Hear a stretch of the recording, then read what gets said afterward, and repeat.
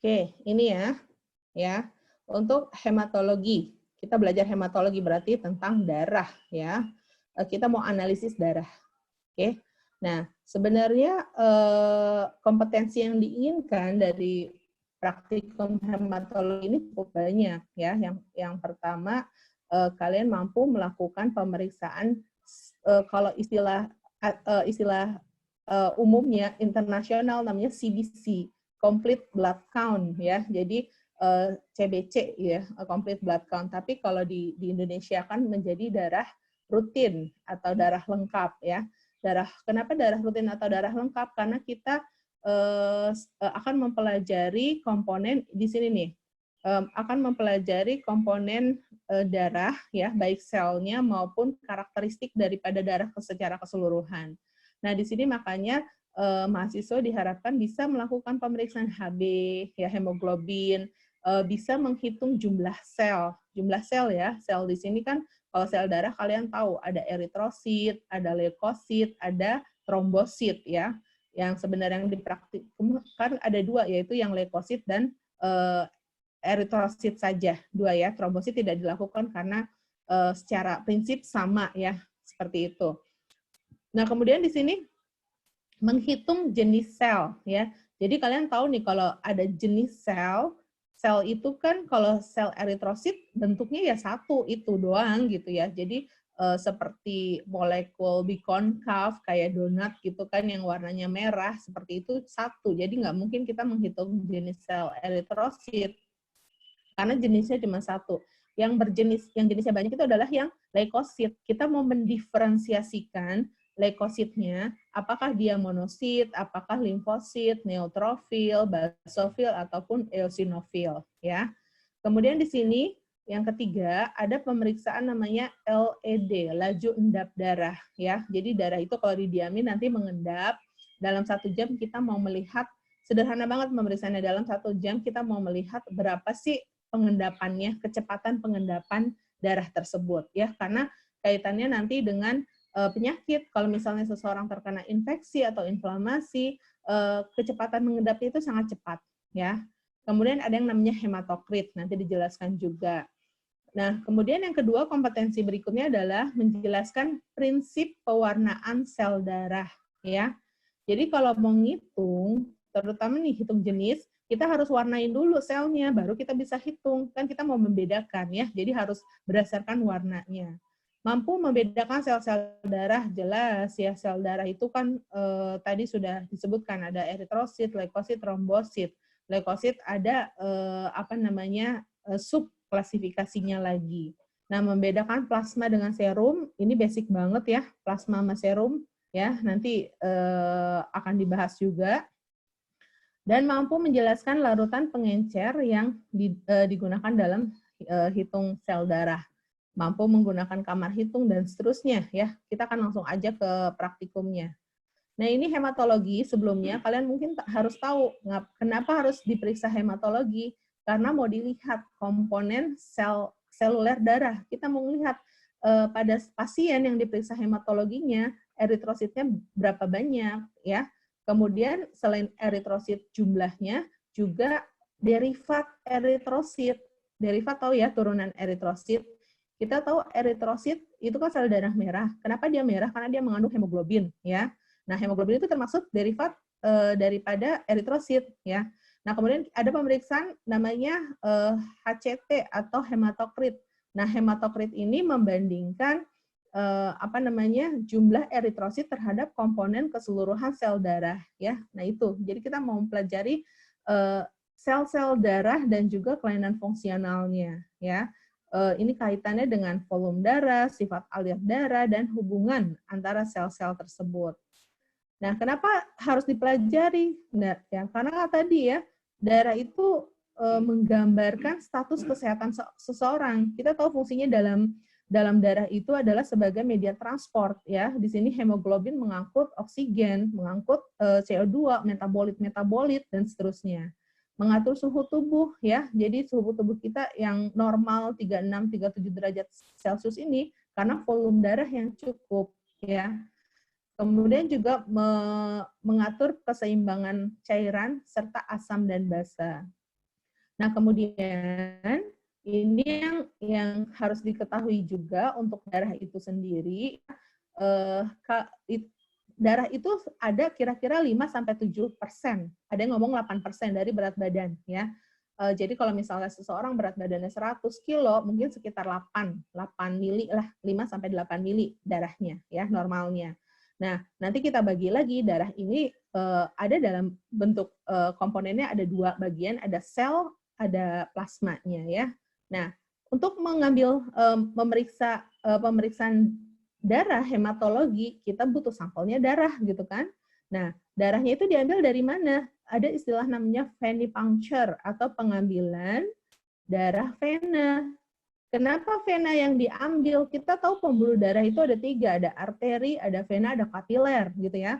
Kalau kapiler itu kan adanya di di perifer, kecil banget pembuluh darahnya, gimana ngambilnya ya?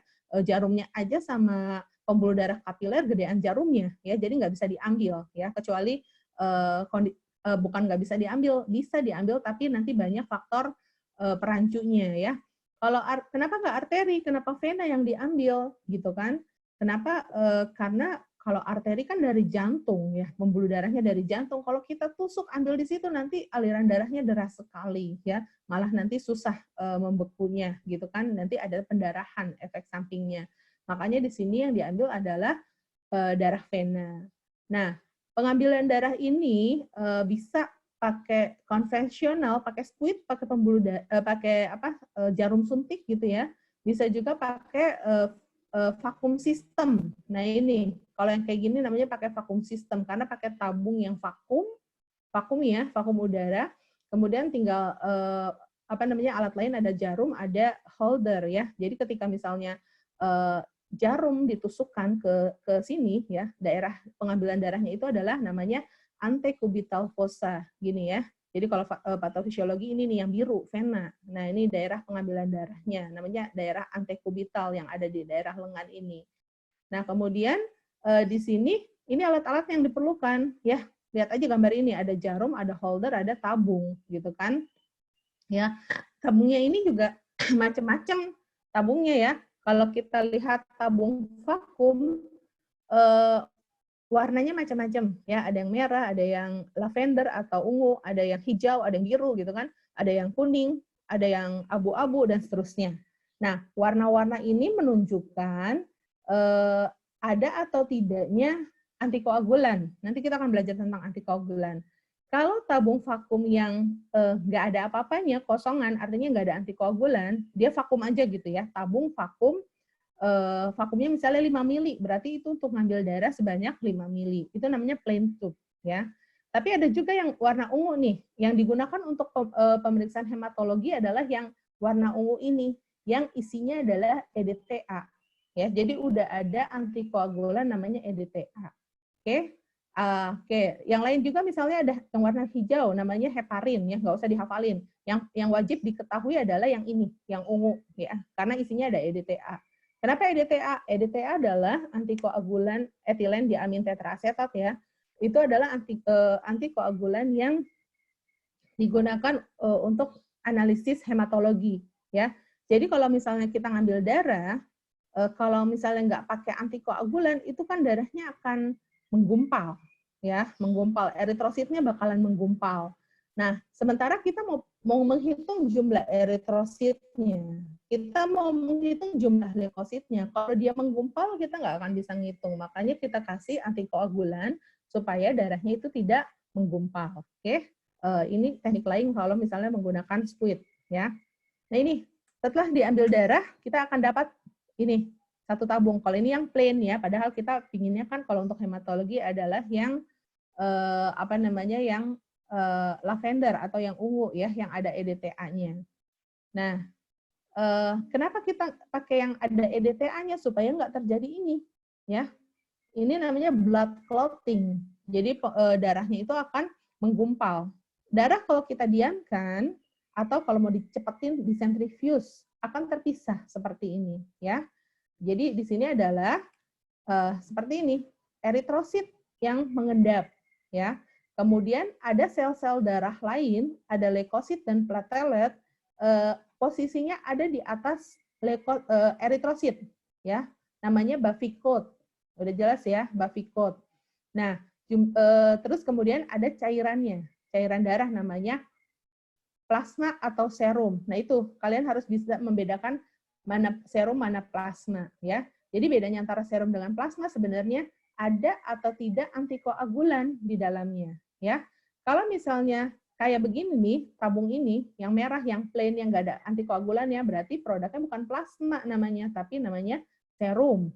Tapi kalau misalnya tadi ditambahin EDTA atau ditambahin heparin atau ditambahin NAF, ditambahin antikoagulan apapun ya, itu namanya jadinya plasma ya.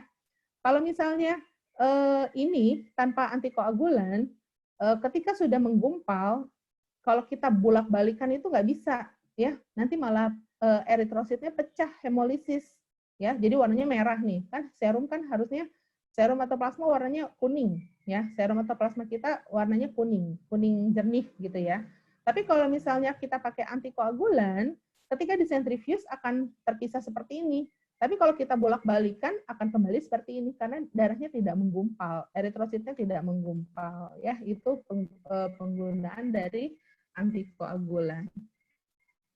Nah, sebelum lebih lanjut tentang pemeriksaan, kita harus tahu dulu darah itu sendiri apa ya. Sebenarnya kalau udah belajar ya, Kisman ya. Jadi di sini darah tadi kalau literatur ini menyebutkan 88% ya, 8% dari berat badan tubuh. Nah, kemudian 55%-nya plasma dan 45% itu sel-sel darah ya. Jadi di sini ada eritrosit, ada leukosit, ada platelet, ada trombosit ya, nama lain dari platelet adalah trombosit. Nah, sekarang kita mau ke blood plasma dulu nih. Air isinya paling banyak ya, 91,5%. Ada juga protein. Jadi protein ini larut di dalam air ya, seperti itu. Protein paling banyak adalah albumin. Selain albumin ada globulin, selain itu ada fibrinogen dan ada protein-protein lain sebesar 1%. Nah, kemudian ada solut. Jadi selain protein ada juga elektrolit, ya ada gas, ada waste product, ada urea, ada kreatinin, ada asam urat, ada banyak banget di dalam plasma. Ya, makanya pemeriksaan darah itu paling banyak periksa plasmanya atau serumnya. Berarti yang ininya, ya itu namanya cairan darahnya, ya bisa serum atau plasma tergantung ada atau tidak antikoagulan. Nah kemudian yang berikutnya adalah sel-sel darah. Sel-sel darah kita tahu nih, ada trombosit, ada leukosit, dan ada eritrosit. Ya. Perbandingannya, yang paling banyak itu kan makanya darah kita merah, karena jumlahnya populasi yang paling banyak adalah eritrosit. Ya. Sekitar 48-54 juta per liter. Ya.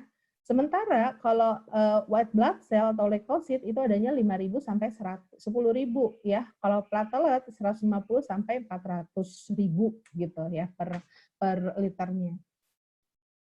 Nah, nggak sampai sini. Kita mau analisis lebih lanjut di hematologi ini untuk yang leukosit. Nih leukosit saja. Kita diferensiasikan. Kenapa leukosit saja? Karena kalau eritrosit ya bentuknya begini doang, ya. Platelet juga bentuknya begini doang. Jadi untuk hematologi yang dilakukan untuk eritrosit adalah menghitung jumlah eritrositnya, ya. Yang platelet juga menghitung jumlah plateletnya ada berapa, trombositnya ada berapa kadarnya, ya. Sebenarnya kalau yang eritrosit ini tadi sebenarnya nggak cuma eritrosit saja, tapi derivatnya atau turunannya. Jadi hemoglobinnya kita periksa dan hematokritnya kita periksa, ya. Sementara untuk leukosit selain kita hitung jumlah selnya, kita juga akan mendiferensiasikan, ya, mendiferensiasikan klaster daripada sel-sel darah putih ini, ya. Neutrofil harusnya normalnya 60-70%, limfosit normalnya 20-25%, monosit 3-8%, eosinofil 2-4%, dan basofil bisa sampai nggak ada gitu ya, jadi 0-1%. Oke, ini konsep dasar sebelum kita masuk ke praktikumnya. Ya, jadi harus tahu ini dulu. Nah, yang lain lagi adalah antikoagulan ya. Jadi antikoagulan itu kenapa dia bisa membuat darah itu tidak menggumpal ya karena mengikat ion kalsium dan menghambat pembentukan trombin ya. Harusnya udah belajar di patofisiologi nih. Antikoagulan tadi sudah saya sebutkan macam-macam, heparin, oksalat ya, sitrat, NAF, EDTA, banyak fungsinya beda-beda dan jumlahnya juga beda-beda ya. Nah, kalau untuk hematologi, antikoagulan yang paling baik digunakan adalah yang EDTA. Jadi penggunaannya masing-masing. Kalau untuk analisis gas darah itu pakainya heparin. Kalau untuk menganalisis glukosa darah pakainya NAF ya, beda-beda. Dan komposisinya juga beda-beda nih. Jadi kalau misalnya pakai squid boleh aja tadi kan, nggak pakai fakutener gitu.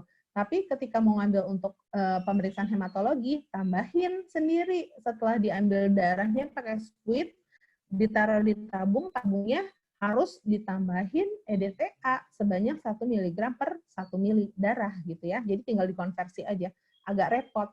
Beda kalau misalnya kita pakai fakutener. Di sini udah ada nih, ini nggak kelihatan, tapi kalau misalnya kalian lihat fisiknya ya, di tabung warna ungu ini ada titik ada apa namanya? Larutan. Sini isinya EDTA ya. Kadang ada fakutener yang isinya udah dalam bentuk cairan, ada juga yang dalam bentuk serbuk gitu ya, serbuk daripada EDTA. Jadi nanti serbuknya itu tinggal diisi darah aja seperti itu ya. Demikian juga yang lainnya. Berarti kalau yang hijau berarti isinya heparin ya. Kalau yang abu-abu berarti isinya NAF dan seterusnya. Nah, sekarang kita mulai ke pemeriksaannya. Yang pertama adalah untuk menghitung jumlah eritrosit ya. Ini kalian udah tahu nih definisi eritrosit, sel darah yang fungsinya membawa oksigen ya. Sebenarnya fungsi ini dilakukan oleh yang namanya hemoglobin. Nah, untuk eritrosit kita butuh menghitungnya ya, menghitung berapa sih eritrosit pasien tersebut. Nah, ini kadar normalnya sekitar untuk laki-laki sama perempuan beda ya, beda reference range-nya. Mungkin karena beda apa namanya, berat badannya juga beda. Ini rata-rata ya. Jadi range-nya antara 4,2 sampai 5,4 untuk perempuan dan 4,6 sampai 6,2 untuk laki-laki ya. Ini selnya, sel darahnya.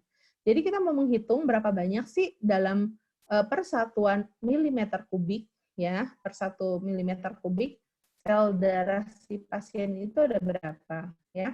Yang perlu, karena ini metodenya manual, jadi alat-alat yang diperlukan untuk memeriksa jumlah sel darah itu adalah yang pertama kita butuh pipet ya, pipet.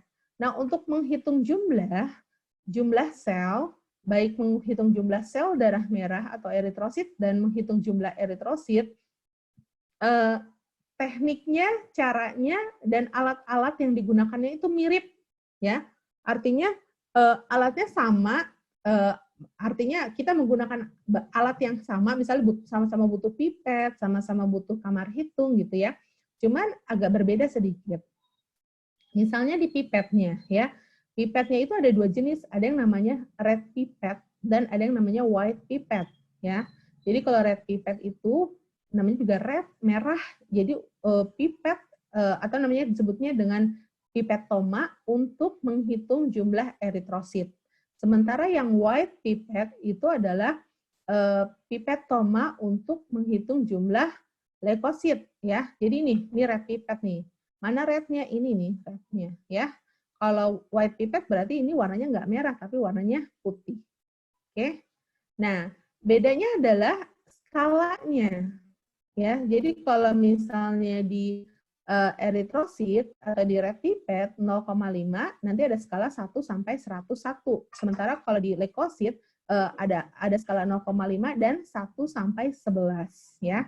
Itu yang pertama dibutuhkan adalah diluting pipet atau pipetoma ya. Ada red pipet, ada white pipet, tergantung kita mau menghitungnya jumlah sel apa, eritrosit atau leukosit. Kalau eritrosit berarti red pipet.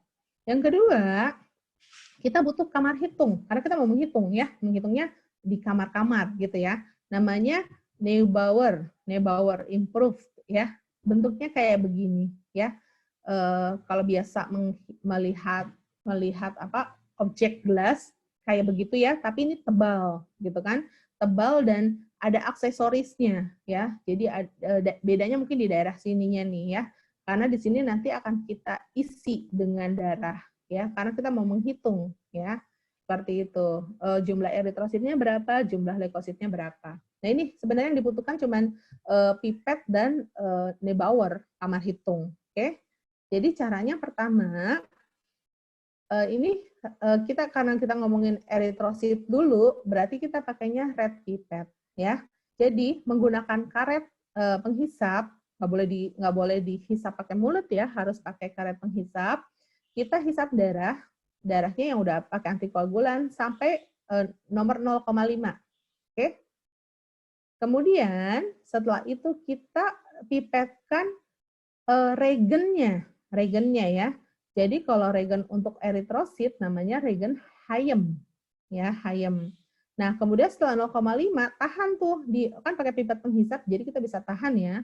Nah, kemudian kita ambil lagi Hayem sampai angka 101 gitu. Kalau udah sampai 101 ya kita kita kocok pipetnya ya, artinya dibulak-balik lah, dihomogenkan gitu ya. Nah, baru nanti setelah itu kita masukkan ke dalam Neubauer, ke dalam kamar hitung. Kalau misalnya masih ditunda penghitungannya, berarti diemin aja nggak apa-apa kita letakkan aja misalnya di meja posisi horizontal ya, jangan vertikal, posisi horizontal. Nanti ketika mau dipakai dihomogenkan lagi selama 3 menit ya. Nah, kemudian ini ya, yang kedua pipet tadi ya, kita introduce kita aplikasikan ke dalam Neubauer. Jadi di sini nanti ada semacam celah ya, celahnya ini untuk mengisi darah yang ada di dalam pipet toma ya, seperti itu. Nah, kemudian teknisnya, ini teknis ya, 3-4 cairan yang ada yang pertama, kan kalau misalnya, kan pipet itu kan berisi tadi campuran antara darah dengan Hayem. Jadi buang dulu 3-4 tetes pertama, kayak midstream ya, pengambilan urin midstream kan seperti itu, buang dulu awalnya ya. Terus setelah itu baru kita letakkan aja ujungnya di sini. Nanti kan karena posisinya vertikal 30 derajat, nggak vertikal sih di sini 30 derajat. Nanti kan cairan tersebut kan akan keluar sendiri. Biarin aja ya. Nanti dia akan memiliki daya kapilaritas, dia akan merembet nih si airnya nih, mengisi kamar-kamarnya ini ya. Nah, setelah terisi kita biarkan 2 menit baru kita hitung. Hitungnya gimana? Ya pakai mikroskop. Jadi ini kayak objek glass gitu ya. Jadi kita letakkan di bawah mikroskop gitu untuk dibaca. Nah, ini tadi kita masih bahas untuk menghitung menggunakan pipet toma yang red ya, tadi sudah dijelaskan bahwa darah diambil sampai posisi 0,5, kemudian Hayem sampai 101 ya. Nanti ada perhitungannya ya. Jadi di sini ada tanda 1 ya. Jadi ini sudah di-set sedemikian rupa bahwa dengan pengambilan seperti ini berarti ada proses pengenceran sebesar 0,5 banding 100 atau 1:200. Nah, sebenarnya kenapa harus dipipetoma? Karena kita mau mengencerkan darah 200 kali, gitu ya. Oke, mudah-mudahan cukup jelas. Nah, bedanya kalau misalnya leukosit, tadi kan eritrosit, pipetomanya 0,5 terus ada tanda 1 sampai 101 ya. Kalau leukosit 1 sampai 11. Jadi pengencerannya nanti adalah 1:20. Kalau eritrosit 1:200, kalau leukosit 1:20. Nah, faktor pengencerannya ini nanti sangat berpengaruh dalam perhitungan ya, perhitungan jumlah sel ya. Jadi nanti diperhitungkan. Ini tadi bedanya antara pelarut eritrosit sama leukosit. Kalau eritrosit kita pakai Hayem, sebenarnya nggak Hayem aja ya, bisa pakai Gowers ya, bisa pakai citrat formalin solution, tapi paling banyak memang Hayem yang digunakan. Kalau untuk leukosit pakai TURP ya, nama pelarutnya.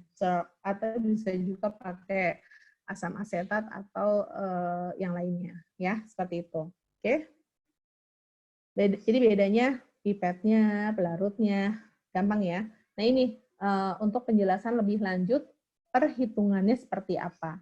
Ya ini teknis banget. Jadi tadi pipetnya diletakkan di sini. Ini adalah introduction point. Jadi untuk memasukkan darah ke dalam kamar hitung, ya nanti biarin aja, nanti dia akan mengisi darahnya ini sendiri, mengisi kamar hitung yang di sini dan di sini, ya. Nah setelah itu baru nanti kita akan lihat di bawah mikroskop. Nah ini tampaknya begini, ya. Kalau kita lihat secara kasat mata begini. Tapi kalau kita lihat di bawah mikroskop, sebenarnya si pipet ini tuh nggak begini. Jadi dia ada grading, ada kotak-kotak, ya. Kita akan melihat penampakan seperti ini. Ada kotak-kotak yang sudah didesain sedemikian rupa, jadinya begini, ya. Nah, yang perlu diperhatikan adalah di sini ada tanda merah. Itu adalah area pembacaan eritrosit. Jadi dia ada di 5 kotak kecil, ya. Kemudian di sini ada yang biru, ya, 1, 2, 3, 4, itu adalah area pembacaan leukosit, ya, seperti itu. Kenapa eritrosit yang kecil, ya? Kenapa leukosit yang besar, gitu kan? Ya, karena eritrosit banyak banget tadi, nilai normalnya 5 juta. Kalau kita hitungnya di kotak yang besar, kapan selesainya, gitu ya. Jadi di sini merupakan sampling, kayak teknik sampling ya, jadi menggunakannya kotak yang kecil. Sementara kalau leukosit kan jumlahnya cuma 5.000, ya. Jadi perbandingan antara leukosit dengan eritrosit itu 5.000 banding 5 juta, 1 banding 1.000. Di dalam 1.000 eritrosit itu ada 1 leukosit. Makanya dibutuhkan kotak yang lebih besar untuk menghitung jumlah leukosit, gitu ya. Ini harus diperhatikan nih. Jadi ada 5 kotak kecil, ya, untuk menghitung eritrosit yang warna merah ini, dan ada 4 kotak besar yang warna biru untuk menghitung leukosit. Oke, sampai sini jelas nggak? Biasanya yang ditanya ini nih ujiannya, ya. Oke. Nah, kemudian jelas nggak? Bisa ngikutin nggak? Ya, Bu, jelas. Ya, cukup jelas ya. Bu. Saya tanya gini takutnya saya ngomong sendiri. Nah, ada pertanyaan nggak? Enggak, Bu. Belum ya? Bu, bentar, Bu. Bu, saya mau tanya sebentar. Ya. Berarti untuk yang perhitungan eritrosit itu kan ada 5 ya, Bu ya? Ada 5. Itu nanti fokus ke 5 kotak itu tadi kita ngitungnya di situ. Iya, kita ngitungnya di situ, nanti dijumlah. Ya, misalnya di kotak ini dapat 10, di kotak ini dapat 5, berarti 10 tambah 5. Di sini dapat 10 lagi, tambah 10. Di sini dapat 7, di sini dapat 8. Dijumlahin semuanya. Berapa? Sama, yang leukosit juga demikian. Ini misalnya dapat 20, di sini dapat 15, di sini dapat 10, di sini dapat 8 gitu, dijumlahin semuanya. Ya.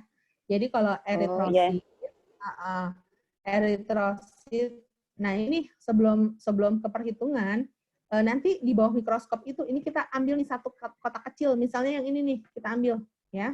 1 kotak kecil yang R ini nih, ya, kita ambil, nanti kelihatannya cuman, cuma bulat-bulatan doang, ya. Yang kelihatan tuh bulat-bulatan. Nah, tugas kita adalah menghitung bulat-bulatan ini, ya.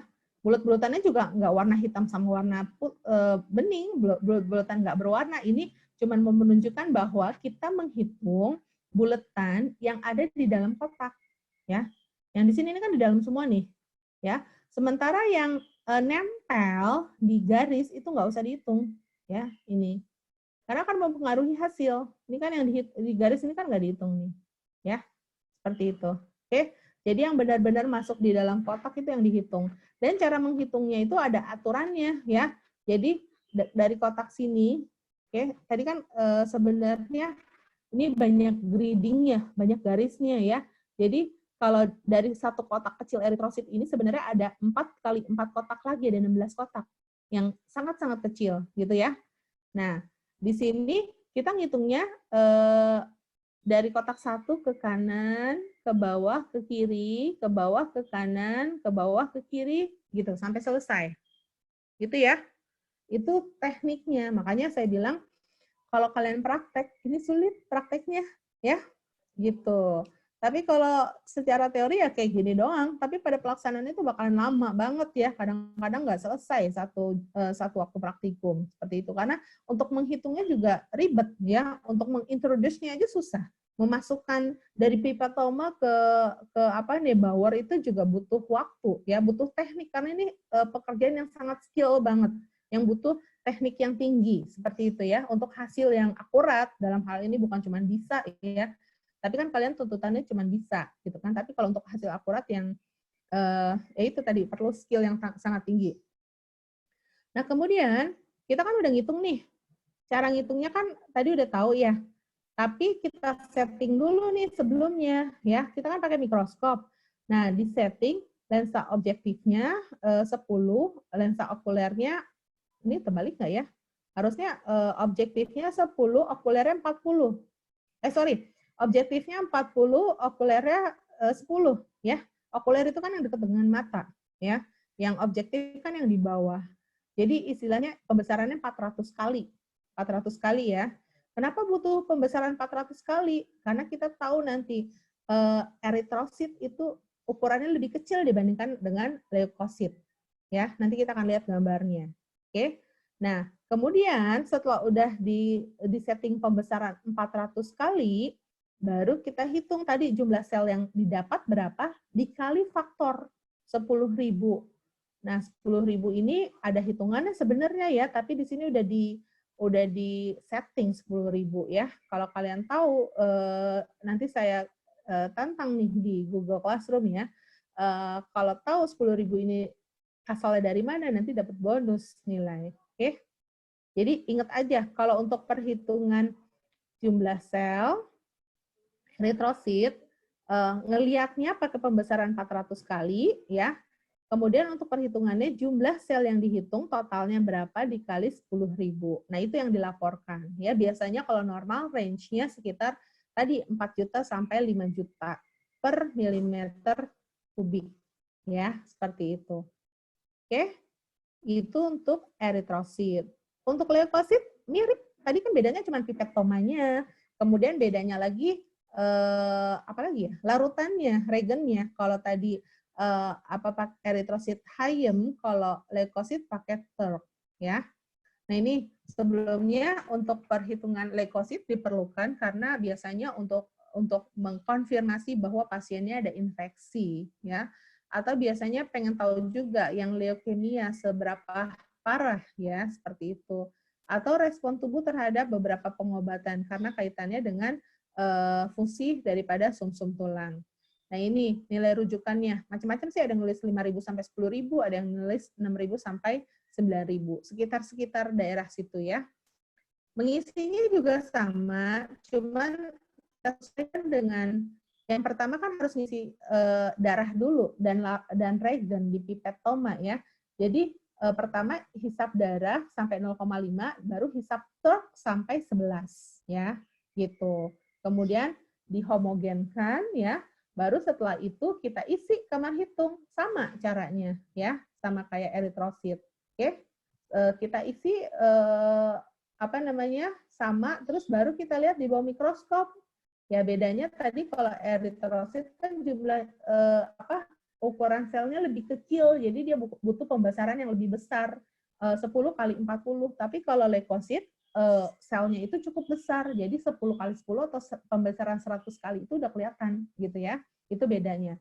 Nah, kemudian bedanya lagi, tadi kan kalau leukosit itu kan ada 4 kotak besar, itu di jumlah totalnya berapa, kemudian dikali faktor perhitungannya adalah 50. Nah, itu yang akan dilaporkan ya.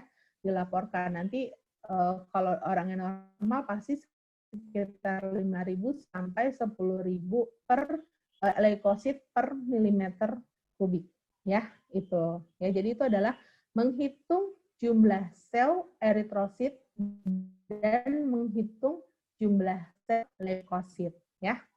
Itu yang pertama dan kedua. Kemudian kita lanjutkan untuk leukosit. Tadi leukosit itu kan nggak cuman menghitung jumlahnya berapa, tapi dia harus ada differential count ya. Nah, misalnya jumlahnya 10.000 normal ya, tapi kita mau lihat komponen-komponennya normal juga enggak gitu ya. Neutrofilnya, basofilnya, eosinofilnya, limfositnya, monositnya, dan seterusnya ya. Oke, jadi yang pertama yang harus diketahui oleh kalian, leukosit ini punya 5 jenis ya. Baginya gimana caranya? Caranya kalau mau ngelihat yang ini loh eosinofil, yang ini loh basofil, harus diwarnai ya, diwarnai supaya kelihatan bedanya. Yang bedanya pertama adalah kalau dari size-nya mirip-mirip ya, kecuali leukosit, limfosit agak kecil dibandingkan dengan leukosit yang lain ya. Kalau monosit paling besar dibandingkan dengan leukosit yang lain, tapi kan nggak terlalu kelihatan jelas ya. Nah, kemudian kita lihat lagi dia termasuk granulosit atau agranulosit ya. Granul, tahu granul ya? Masa anak farmasi nggak tahu granul? Granul ini nih ada butiran-butirannya ya. Jadi yang termasuk leukosit granulosit atau leukosit yang punya granul itu ada 3. Ada eosinofil, ada basofil, dan ada neutrofil. Sementara yang agranulosit ini ada 2, yaitu limfosit dan monosit. Ya. Sekarang tugas kita, kalau ngelihat granulnya kan cuma dapat klasternya ya, sementara kita harus menghitung limfositnya berapa sih, gitu kan, eosinofilnya berapa gitu ya. Kemudian kita lihat lagi dari bentuk intinya dan sitoplasmanya, jelas ya. Ini kan intinya nih, inti ya, ini inti ya. Ini karena granulnya kasar banget nggak kelihatan intinya, kelihatannya granulnya. Ini juga demikian ya. Intinya ketutupan sama granulnya karena granul eosinofil dan granul basofil itu banyak banget gitu kan. Nah, pertama kita lihat intinya ya. Jadi kan kita udah tahu nih, oh dia agranulosit, berarti kalau nggak limfosit monosit gitu kan. Nah, membedakan antara limfosit dengan monosit, lihat intinya. Kalau itu sel, intinya gede banget, hampir menutupi semua, kayaknya satu sel itu inti semua gitu ya. Nah, ini namanya limfosit dan ukurannya lebih kecil dibandingkan dengan namanya limfosit dibandingkan dengan monosit yang ukurannya besar. Intinya dia namanya mono 1 ya, 1. Kadang-kadang membentuk kayak begini nih, kayak tapal kuda gini ya. Katanya tapal kuda ini seperti ini gitu ya. Jadi kita udah bisa bedain mana itu limfosit, mana itu monosit. Sementara untuk neutrofil yang granulosit gimana? Granulosit sebenarnya gampang ya. Kalau yang granulnya kasar, kita bisa pastikan itu eosinofil dan basofil. Tinggal warna granulnya, kalau kasar warnanya apa nih? Merah ya. Merah berarti itu adalah eosinofil. Tapi kalau warnanya biru itu adalah basofil ya. Sementara kalau neutrofil ada granulnya halus dan lihat ini intinya dia lobulnya banyak, berlobul ya. Makanya dia disebut dengan PMN, polimorfonuklear. Jadi intinya kayaknya banyak, sebenarnya nggak banyak sih ya, karena berlobulus gini. Gitu ya. Oke, kita lihat nih. Kalau yang ini kan eritrosit nih ya. Jadi tadi kenapa pembesaran untuk leukosit cuma 100, kalau eritrosit butuh 400 karena secara size, secara ukuran leukosit ini jauh lebih besar dibandingkan dengan eritrosit. Ya, mudah-mudahan jelas ya. Karena kita mau menghitung, jadi kita harus tahu karakteristiknya seperti apa. Nah, untuk menghitungnya, gimana caranya? Kalau tadi kan menghitung jumlah, kita pakai Neubauer, pakai kamar hitung. Sekarang kalau menghitung jenis, kita pakai apa? Kita pakai object glass, ya. Dan cover glass, atau sebenarnya bukan cover glass sih, kaca penggeser. Jadi kita harus bikin blood smear namanya. Blood smear tahu ya, hapusan darah. Jadi hapusan darah, saya mau klik ini ya. Ini video tapi panjang ya. Ini gimana sih caranya kliknya? Oke. Panjang, nah akan lihat sendiri, saya kasih linknya ya. Oke. Nah, kita kan mau ngeliat ini nih, ya. Oke, jadi kalau kita ngelihat ini jelas ini adalah neutrofil, ini adalah limfosit. Gimana caranya? Pertama, kita buat smear-nya dulu dan kita siapin stain-nya, kita siapin pewarnanya ya. pewarnanya itu menggunakan Giemsa biasanya, tapi kalian lihat di diktat ada bisa pakai Meguiar, pakai pewarna yang lain boleh ya. Ini contohnya pakai Giemsa. Nah, prinsipnya yang perlu diketahui, prinsip daripada pewarnaan ini adalah prinsip apa namanya? Ada yang udah baca belum diktatnya? Halo, sambil pegang diktat nggak sih kalian kalau kayak gini atau go show aja, duduk aja dengerin? Pegang, Bu, pegang diktat, Bu. Prinsip pewarnaannya apa? Itu sering banget keluar loh. Prinsip pewarnaannya apa? Romanov. Ada di situ tulisan Romanowski prinsipnya ya. Kalian harus lihat di sini ada pewarna yang basic, yang basa, dan pewarna yang asam ya. Kalau yang basa mewarnai sel, komponen sel yang asam ya, misalnya sitoplasmanya ya. Sementara yang asam itu mewarnai sebaliknya atau saya terbalik. Nah, kalian harus lihat, pelajari ya, itu namanya prinsip Romanowski. Jadi ada menggunakan dua zat warna yang beda sifatnya, ada yang asam dan ada yang basa. Nanti ini untuk mewarnai inti sel maupun sitoplasmanya ya. Sekarang gini, kalau inti sel itu kan asam nukleat ya, asid sifatnya gitu kan. Nah, dia diwarnai sama yang basa yang warnanya biru gitu ya. Sementara kalau sitoplasma itu sifatnya basa, jadi diwarnai sama yang asam. Nah, itu biasanya keluar loh untuk ujian ya, prinsip warna Romanowski. Nah, ini pewarnaan ini dilakukan setelah kita melakukan blood smear ya. Oke, sekarang smearnya itu gimana? Smearnya itu kayak gini nih. Ya. Saya cepat aja ya. Nih contohnya nih ya. Jadi teteskan 1 tetes darah di objek gelas ya. Nah, kemudian kita pakai kaca penggeser ya, boleh pakai cover, boleh pakai objek gelas ya. Kemudian bundurin ke belakang ya. Oke. Kemudian didorong. Dorongnya itu harus hati-hati, cepat supaya menghasilkan warna yang homogen ya. Atau menghasilkan apusan yang bagus yang bisa dibaca. Karena kalau apusannya jelek, nggak bisa dibaca, itu kita akan kesulitan untuk membacanya nanti. Sementara kita ini untuk membaca, ya. Oke, jelas nggak? Nah, kalau kita udah dapat ini nih yang ini bagus banget nih ya, tipis, kemudian rata gitu ya. Nanti kita akan baca di ranah yang ini nih, ya. Nanti kelihatan banget di bawah mikroskop ya, dia akan ya. Maksudnya ini yang di share screen masih PPT-nya, Bu. Maksudnya Ibu tadi mungkin kita disuruh lihat videonya apa gimana, Bu? Oh, enggak videonya enggak ke share ya? Enggak, Bu. Masih di PPT, masih di PPT-nya. Oh, ya ampun. Saya pikir videonya ke share, enggak ya? Jadi saya ngomong sendiri. Nih. Kalau ini kelihatan nggak videonya? Sudah, Bu. Sudah. Ya, Bu, kelihatan. Kelihatan ya? Kelihatan. Nah, tadi saya sebenarnya mau nunjukin aja. Ini videonya panjang, jadi saya nggak mungkin sekalian suruh nonton. Boleh nanti di PPT-nya kan saya kasih linknya, kalian mau nonton silakan ya. Jadi yang pertama itu, kalian kalau untuk menghitung diskon itu harus membuat yang namanya blood smear, apusan darah ya. Cara bikinnya gini, 1 tetes darah ya, kemudian dismearkan gitu ya, didorong seperti itu, sehingga nanti dapat kayak gini nih. Ini udah blood smear yang bagus karena tipis dan juga homogen. Udah kelihatan ya? Kebayang ya? Langkah pertama harus bikin ini, apusan darah.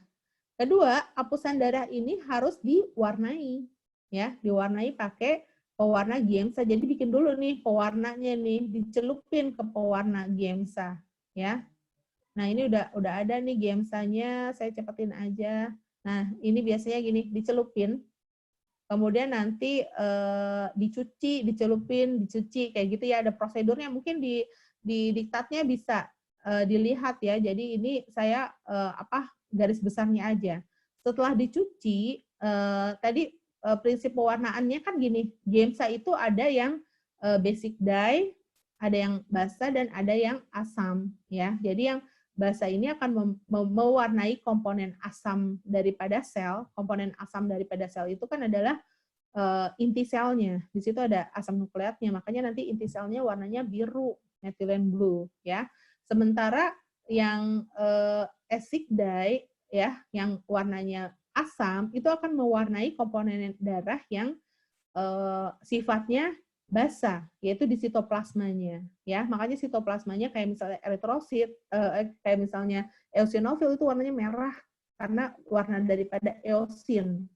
Seperti itu ya. Itu. Nah, itu namanya prinsip Romanowski. Oke. Nah, kalau udah jadi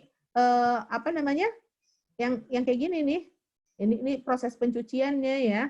Akhirnya didapatkan ini nih, hapusan darah yang udah diwarnai. Setelah itu baru nanti dilihat di bawah mikroskop, sama pembesaran 100 kali ya di bawah di mikroskop. Nanti yang dilihat di bawah mikroskop adalah yang tadi saya sebutkan ya. Yang di bawah di mikroskop adalah yang ini PPT ya. Ini PPT ya, kalian lihat ya. Yang di bawah di mikroskop adalah yang ini. Ya. Jadi kalian melihat ini. Ya, jadi kalian harus menghitung. Menghitungnya itu 100 aja. Karena kita mau dapetin presentase. Ya, kita mau dapetin presentase, jadi dihitung dalam 100. Kita dalam 100 leukosit, kita nemuin berapa neutrofil, kita nemuin berapa eosinofil, menemukan berapa basofil, dan seterusnya. Ya, seperti itu. Cukup jelas nggak? Nanti kita tinggal presentasikan. Ya. Halo Bu, Ya. Bu mau tanya Bu. Kalau itu kan pakai Gemsa, tapi kalau di diktat itu saya bacanya ini pakai reagen Wright gitu, sama itu Bu? Pakai reagen apa? Reagen Wright itu Bu. Oh, Wright bisa. Oh, Wright Gemsa. Itu sama ya Bu ya? Sama. Sama itu ya. Cuman ya, isinya beda. Isinya mungkin dia nggak pakai methylene blue atau apa ya. Tapi isinya konsepnya adalah, sebentar ya, ini loh Ben. Konsepnya adalah Romanowski, gitu, ya, gitu. Jadi pasti prinsipnya tadi dye-nya itu pewarnanya itu ada yang asam dan ada yang basa. Jelas ya? Boleh pakai Wright, boleh pakai Gemsa, boleh pakai Meguiar ya, boleh pakai pewarna yang lain, ya. Oke, itu biasanya enaknya kita mewarnai apa. Jadi per individual itu beda-beda ya. Saya suka Gemsa gitu karena lebih jelas dalam mendiferensiasikan. Ada juga yang lebih suka pakai Meguiar gitu atau pakai Wright gitu ya. Terserah aja ya. Nah, jadi intinya untuk diff count kita mau mempresentasikan jenis-jenis leukositnya itu ya. Untuk apa? Karena kita tahu nih, masing-masing leukosit punya peranan yang khas. Udah belajar imunnya. Jadi kalau misalnya neutrofil beda sama eosinofil. Eosinofil ini kan untuk alergi, ya. Eosinofil dan basofil itu respon alergi. Jadi ketika kadarnya tinggi, eosinofilnya tinggi misalnya, oh berarti interpretasinya kaitannya dengan si pasien itu mengalami alergi atau pasien itu mengalami infeksi parasit daripada cacing ya. Tapi kalau misalnya kita tahu neutrofil dan monosit itu kan dia fagosit ya. Jadi dia berperan dalam sistem pertahanan tubuh yang sifatnya fagosit. Sementara limfosit udah tahu nih, limfosit ada subklasnya lagi, malah ada yang namanya limfosit T killer, ada yang namanya limfosit B ya, limfosit T dan limfosit B ya. Limfosit T itu ada T killer, ada T helper gitu kan. Limfosit B itu nanti yang membentuk antibody gitu loh. Nanti dinamika daripada hasilnya ini biasanya itu membantu diagnosis daripada suatu penyakit gitu loh ya. Oke, itu kaitannya lebih ke interpretasi. Sekarang kita lebih ke teknis sebenarnya ya. Untuk praktikum ini lebih ke teknis gimana caranya periksa diff count seperti itu. Jelas ya? Nah, ini kalau udah jelas kita ke parameter yang lain, namanya menentukan LED, laju endap darah, atau bahasa Inggrisnya ESR ya. Jadi apa tuh ESR? erythrocyte sedimentation rate gitu ya. Jadi kecepatan darah sel eritrosit mengendap dalam waktu 1 jam. Kita pengamatannya cuma 1 jam. Nah, fungsinya apa? Dia sebagai screening. Jadi tesnya gampang banget, tapi kurang sensitif. Jadi cuma screening aja. Kalau misalnya LED-nya ini ada nilai rujukannya, ada nilai normalnya ya. Kalau laki-laki 10, kalau wanita 20 ya. 20 sebenarnya ada satuannya nih, milimeter per jam ya. Jadi kalau misalnya nilai rujukannya ini kan segini 10. Kalau hasilnya 50 gitu kan, berarti kan tinggi. Mungkin ada inflamasi atau ada infeksi atau ada malignansi gitu ya. Tapi kita nggak tahu apa yang terjadi di pasien itu, apakah inflamasi atau infeksi atau malignansi, dikaitkan dengan parameter lainnya, ya, dikaitkan dengan misalnya jumlah leukositnya. Misalnya jumlah leukositnya kan tadi normalnya 5.000 sampai 10.000, didapatkan pasiennya 15.000, berarti kan tinggi tuh, atau istilahnya leukositosis tinggi. Oh, pasiennya infeksi gitu. Tapi kalau misalnya ternyata leukositnya sampai 35.000, tingginya tuh yang tinggi banget gitu ya. Mungkin ada malignansi, mungkin ada leukemia di situ ya. Jadi ini cuman kemungkinan. Nah, itu nanti tapi bisa dikonfirmasi lebih lanjut ya. Jadi ini pemeriksaannya untuk menunjang diagnosis aja ya. Oke, caranya ini sama ini juga membantu deteksi dan membantu deteksi ya, membantu diagnosis misalnya adanya TB, infeksi kronik dan yang lain-lainnya.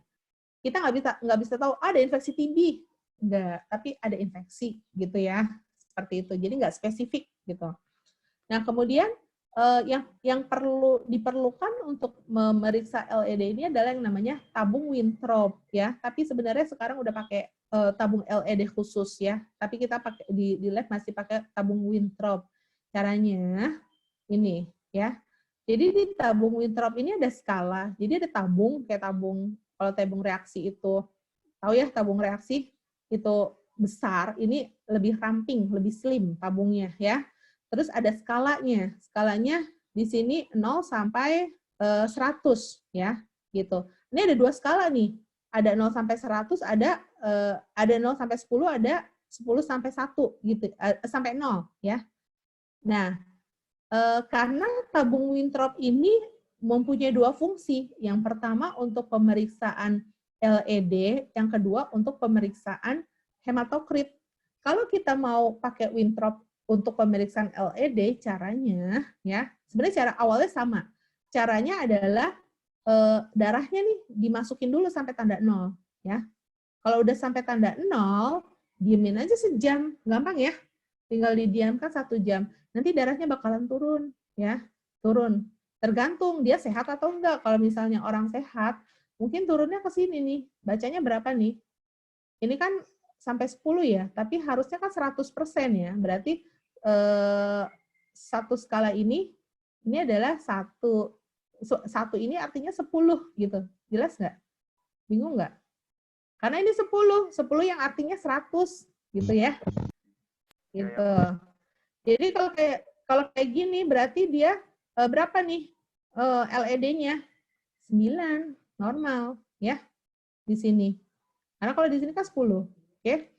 Nah, kalau orang yang di sini misalnya LED-nya 30, bisa jadi nih orang yang sakit ya, darahnya turun cepet banget.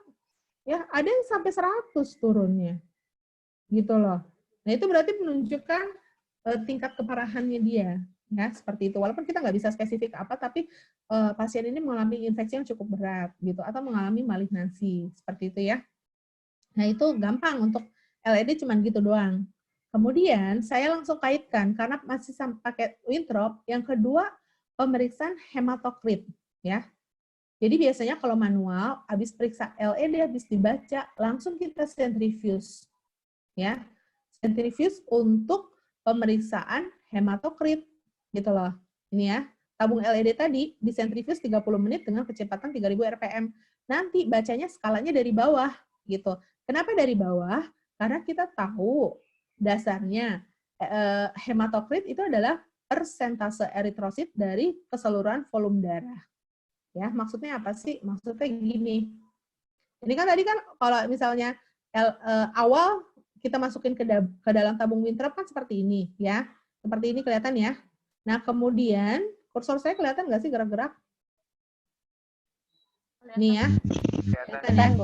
Ini. Terus kalau misalnya LED kan dia turun nih. Apalagi kalau di centrifuge bakalan turun lagi. Ini ya. Tapi bacanya dari bawah. Ya. Kalau ini kondisi normal nih. Kalau tadi kan LED bacanya dari atas. Kalau hematokrit bacanya dari bawah. Jadi kalau misalnya hematokrit, kalau posisi kayak gini, hematokritnya berapa? Taruhlah di sini 10 ya.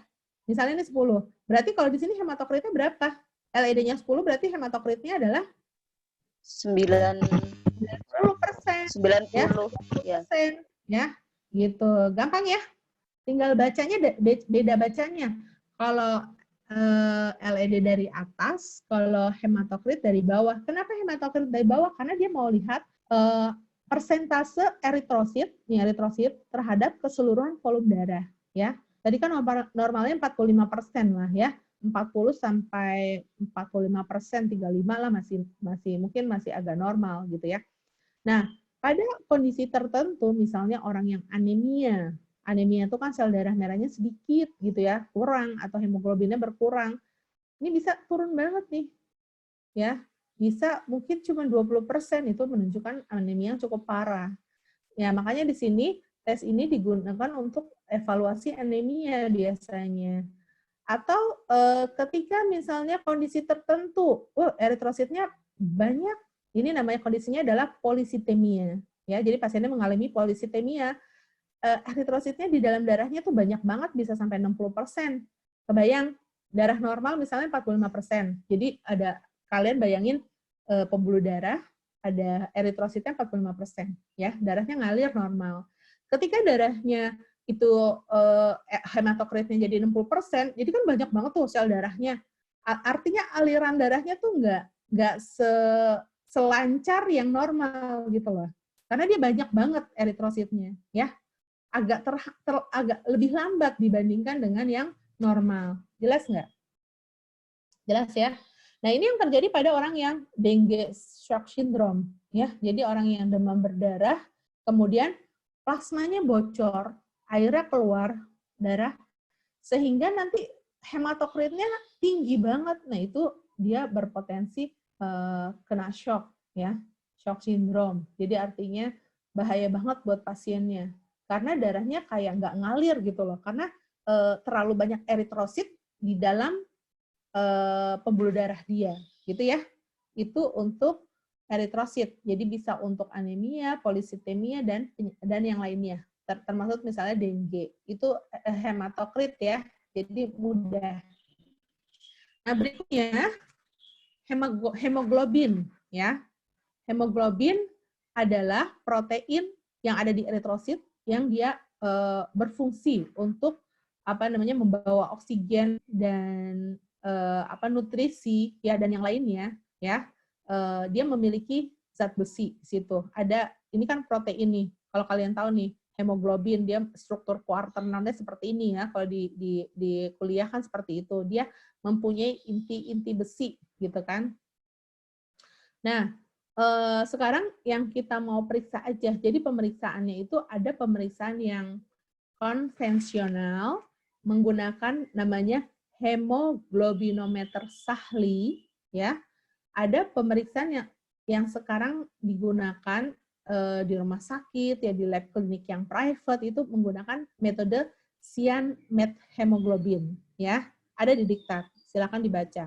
Nah, untuk yang konvensional, ya, itu yang menggunakan hemoglobinometer Sahli, prinsipnya darah diasamkan dulu ya dengan HCl. Jadi darah tambah HCl menjadi hematin, warnanya coklat. Ini doang. Nah, nanti coklatnya ini kita bandingkan dengan standar.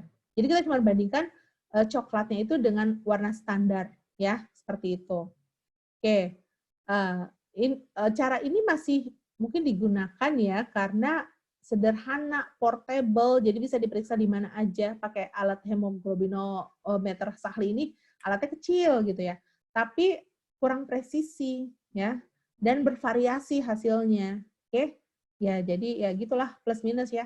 Ini alatnya cuma segini, kecil banget ya.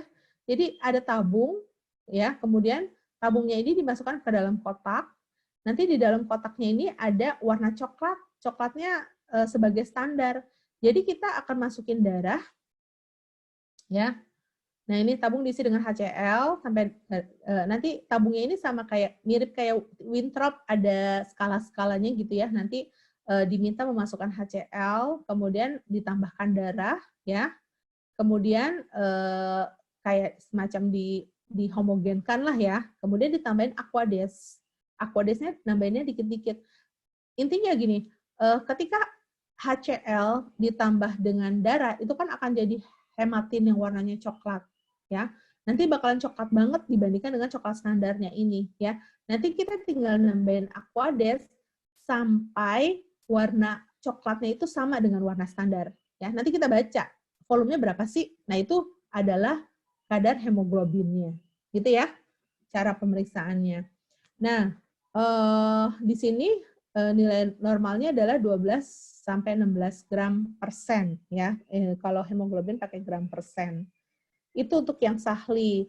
Sementara kalau yang Cyanmed, saya nggak bikin PPT-nya ya, cuman kalian bisa kebayang itu kayak pemeriksaan apa ya? Kemarin saya jelaskan pemeriksaan DPPH pakai spektro ya. Jadi ada regen namanya Drapkin ya. Drapkin itu nanti akan membentuk warna gitu loh. Nanti warnanya yang akan diukur absorbansinya, kemudian nanti absorbansinya itu di-convert menjadi berapa kadarnya ya. Jadi tekniknya lebih ke arah teknik spektrofotometri ya. Seperti itu. Mengukur absorbannya yang kalian perlu ketahui metodenya Cyanmed hemoglobin ya, kemudian menggunakan regen yang namanya Drapkin. Nah, ini agak mahal karena Drapkinnya mahal ya, makanya kita nggak praktekkan di kampus ya. Jadi kita cuma punya ini nih, HB Sahli. Nah, yang terakhir ini ya, nggak tahu nih, kayaknya ini nggak ada di diktat ya. Nanti saya kasih link videonya ya. Ini cuma mau tahu tonisitas aja ya. Ini kayaknya udah belajar juga waktu Anfisman ya. Tonisitas daripada jadi kita mau mempelajari ketahanan sel darah merah ya. Jadi sel darah merah konsepnya kalau dalam larutan yang isotonis tahu ya. Ini kan prinsipnya adalah osmosis ya. Jadi kalau isotonis kan tonisitasnya sama. Jadi antara larutan di sini dengan yang ada di sitoplasmanya si sel darah merah itu sama, jadi nggak akan terjadi apa-apa ya. Sel darah merahnya baik-baik saja. Tapi pada kondisi larutannya itu hipertonis, tonisitasnya lebih tinggi dibandingkan dengan yang ada di sel darah merah ya. Makanya airnya itu bakalan keluar ya, keluar dari sel darah merah. Kenapa keluar? Karena kan prinsip osmosis itu adalah perpindahan air supaya nanti tonisitasnya sama gitu loh. Jadi karena dia hiper, dia harus larutan di luarnya itu hiper, dia harus diencerkan. Diencerkannya oleh siapa? Oleh cairan yang ada di dalam eritrosit ini. Jadi sitoplasmanya pada keluar sehingga eritrositnya mengkerut gitu ya. Sebaliknya pada hipotonis, karena dia hipo ya, berarti kan lebih tinggi ini nih tonisitasnya ya. Makanya hipo ini airnya itu bakalan masuk ke dalam sel ya. Masuk ke dalam sel, nanti selnya akan menggembung ya, lama-lama akan hemolisis, pecah.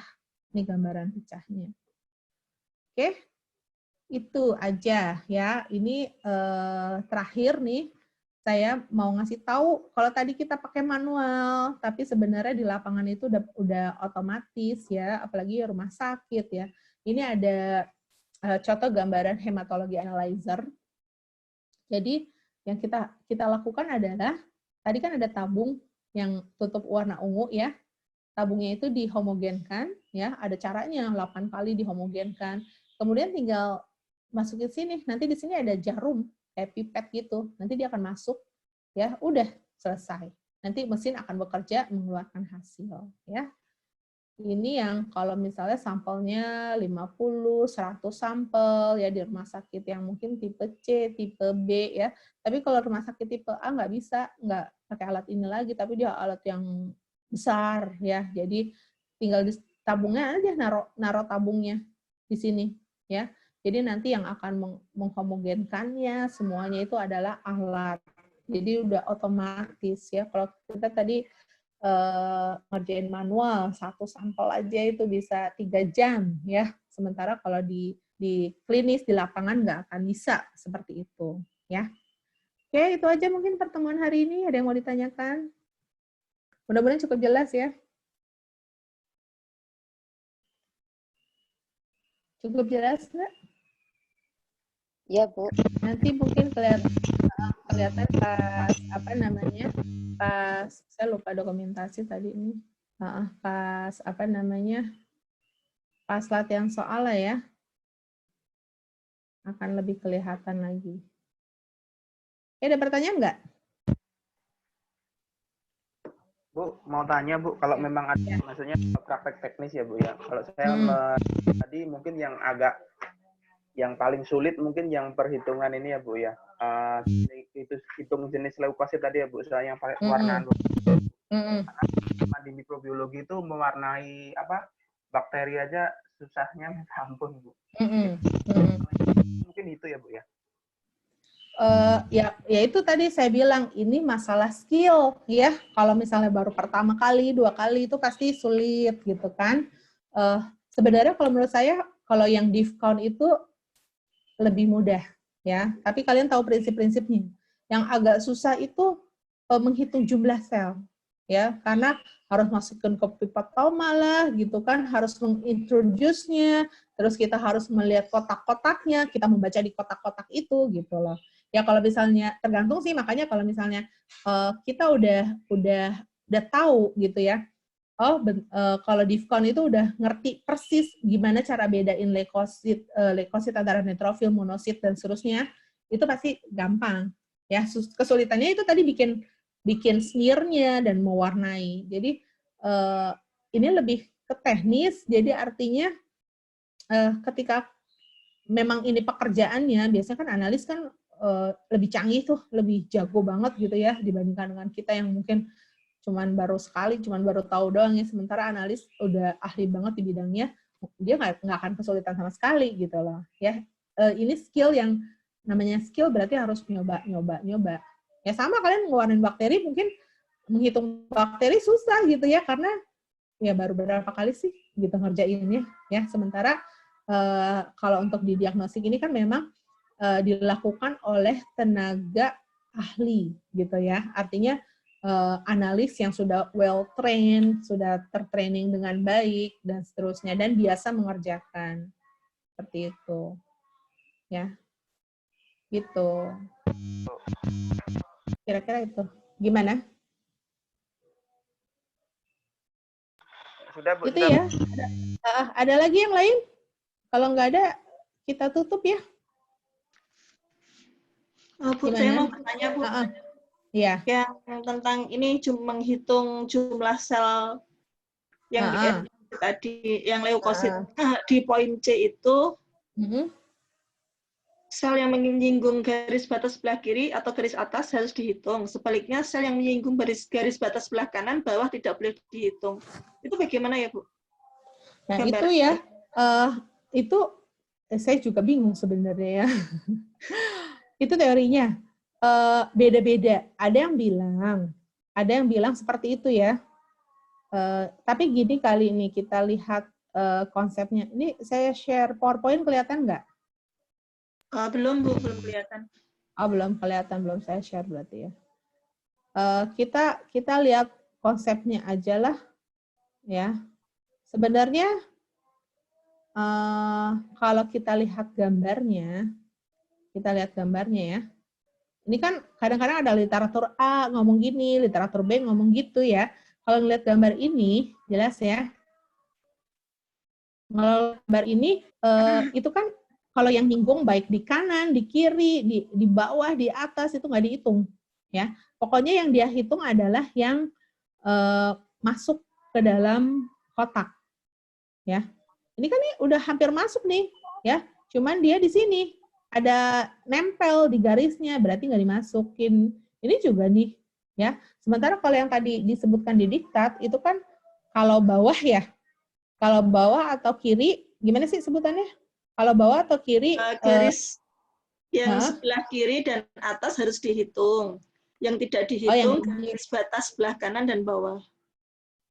Gini, yang kiri atau atas boleh dihitung, tapi yang ini nggak dihitung. Ya, nah itu yang saya bilang, ngitung itu lebih sulit. Pelaksananya lebih sulit gitu ya, karena nanti kalau ini bagus banget nih terpisah-pisah.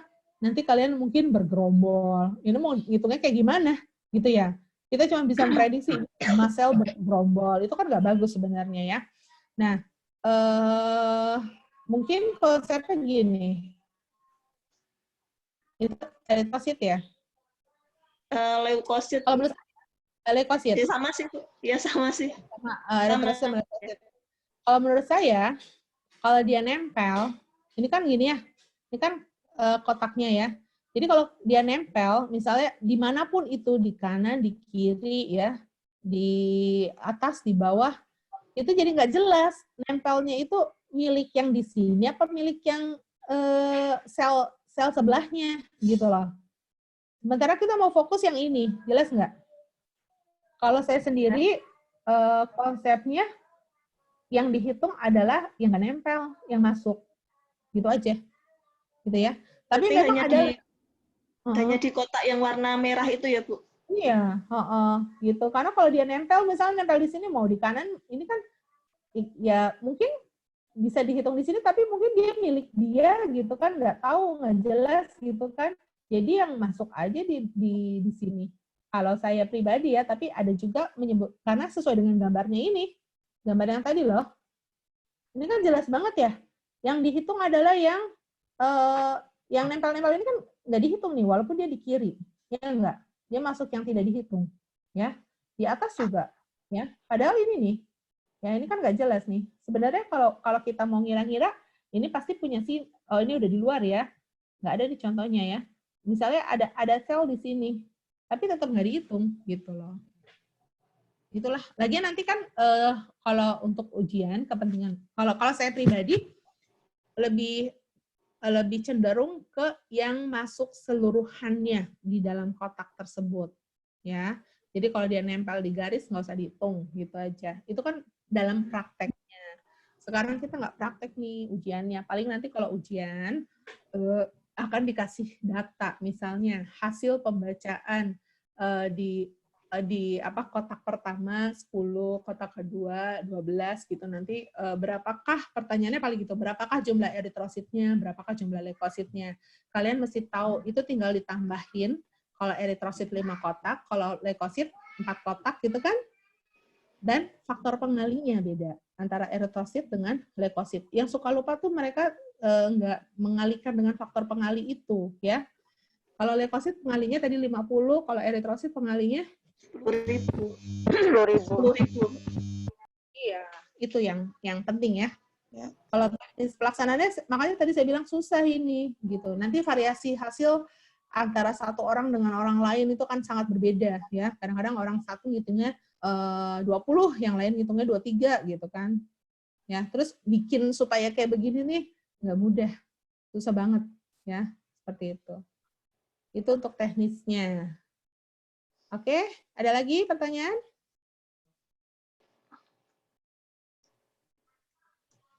Kalau sudah, sekian. Untuk materi semua udah saya sampaikan ya, jadi kalau ada yang belum mengerti, itu bisa ditanyain aja di Google Classroom gitu kan.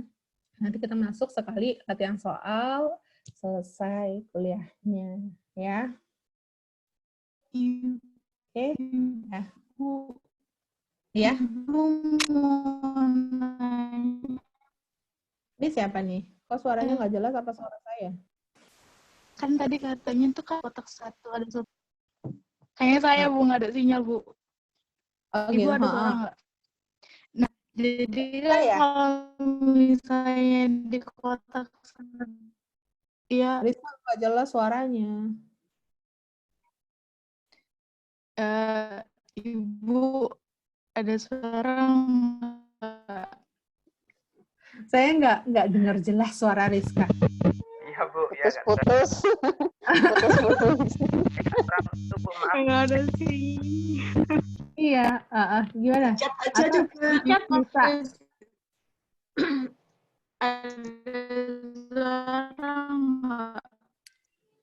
Di chat aja. Suaranya ada sih, tapi kita nggak bisa Putus-putus, menginterpretasi Ika. dengan baik informasi yang disampaikannya apa. Gitu. Putus-putus karena suaranya. Ya inilah kekurangannya apa PJJ pakai apa ini ya sistem kayak gini.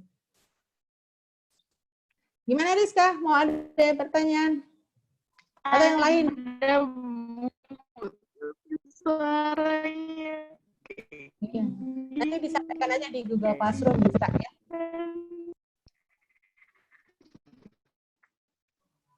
Iya Bu. Oke. Makasih Bu. Oke, ada lagi yang lain? Kalau nggak ada, buru-buru amat sih. Udah jam setengah soalnya. Kalau nggak ada, saya ucapkan terima kasih ya kalian udah berpartisipasi dengan baik ya di kuliah praktikum biokimia kelas A ini. Jadi saya pribadi mohon maaf kalau misalnya ada yang kekurangan, kesalahan, ada hal yang tidak berkenan ya. Kalau misalnya ada yang yang kurang menyenangkan lah gitu ya. Mohon maaf lahir batin, lagian mau puasa ya. Mau puasa, mau Idul Fitri gitu kan. Ya itu aja. Ya, semoga nanti dimudahkan lah UAS-nya. Kemarin UTS sebenarnya menurut saya lumayan lah gitu, tapi mungkin ada beberapa yang merasa belum optimal gitu ya. Nanti akan dikombin dengan aktivitas daripada kelasnya, aktivitas mahasiswanya itu sendiri ya. Jadi nilainya sebenarnya belum, itu adalah nilai gambarannya. Pasti nilai kalian itu di atas nilai gambarannya tersebut ya. Untuk komposisi nilainya juga belum fix ya. Biasanya kalau misalnya kita melakukan praktikum itu 30, 35, 35. Ya 30 nilai praktikumnya, 35 itu nilai UTS dan 35 nilai UAS ya. Ini kan karena PJJ mungkin agak dirubah lagi atau belum tahu saya. Ya tergantung dari koordinator ya. Bu Diannya belum ngasih tahu seperti apa. Gitu ya, kira-kira itu. Oke? Iya, Bu. Oke, Bu. Terima kasih, Bu. Iya, Bu.